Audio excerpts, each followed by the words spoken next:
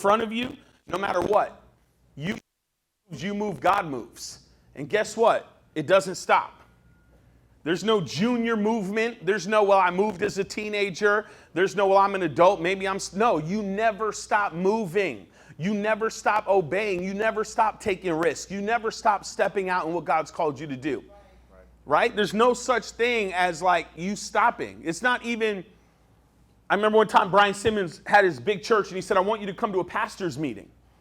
And long story, I've loved Jeep Wranglers and I had a stick shift. I don't know what I was doing. I didn't know how to drive it, but I learned. And can you believe it's Saturday morning. I'm running to a pastor's breakfast. There's like 300 pastors. I'm by far the youngest person in the room. And I'm driving to his church. And my car, I went to, who knows how to drive a stick? Because I forgot. Okay, but y'all ain't better than me. Stop it. What's wrong with you guys? Even young people, I was going to make fun of the old people. This is scary. Who has a stick shift right now in the parking lot? That's what I want to know. Exactly, guys. Come on, man. We off that. You hear what I'm saying?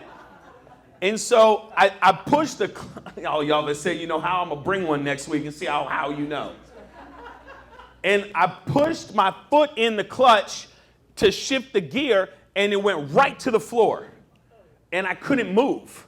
And I'm in gear, and I'm trying to hammer the gas, and the car ain't moving. And of course, I'm on a hill. And of course, I'm late to the pastor's meeting. And I'm like, oh no. And I stop. I'm trying to remember all the things. I think I saw a YouTube video where a guy's car rolled and hit everyone, and he went to jail. So I'm like, I don't want that to happen. So I'm turning my wheels so I roll into the building behind me, not the road. And so it's all kind of a mess here. I got the e-brake up, and I'm like, did my clutch go? Like, is my truck stuck? And the Lord said, when you go speak to the pastors this morning, I want you to tell them that I'm tired of them living in neutral. That it's time for them to shift. Did you have to break my car to tell me that, though? That's what I want to know. Like, did I have to go through this? You couldn't have just gave me a dream? Like, that would have worked too. You know, I'll say it. But I realized in life, we were always meant to move.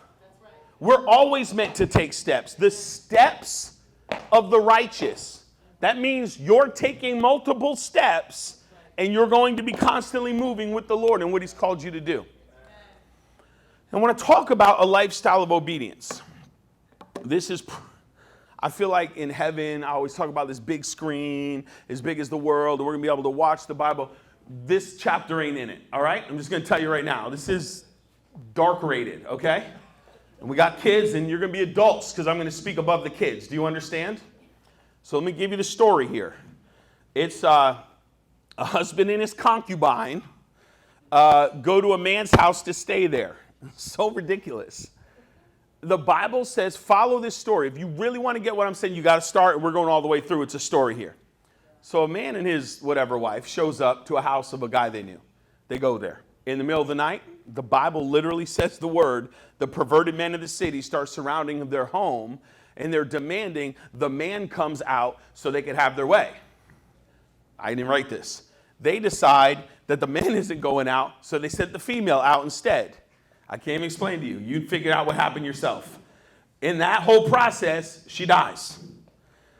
The man woke up in the morning and saw the chick was out, and then if the story didn't get weirder, he sliced her up to 12 pieces, and he sends each 12 piece to the 12 tribes of Israel so everybody could